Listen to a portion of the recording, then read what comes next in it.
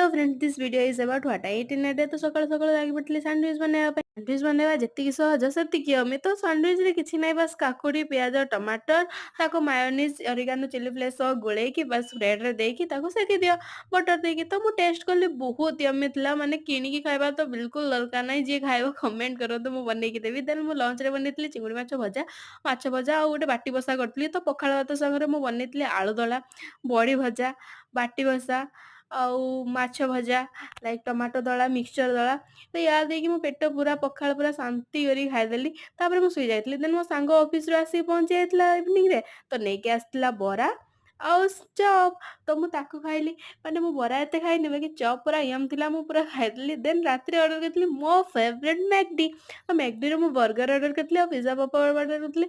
तो एगुडा बहुत यम थिला और मोर बहुत फेवरेट। तो रात्रि मु यम यम खाइबा खाइकी सोई पड़ली। वीडियो भल लागले सब्सक्राइब करी जानतो। Bye bye.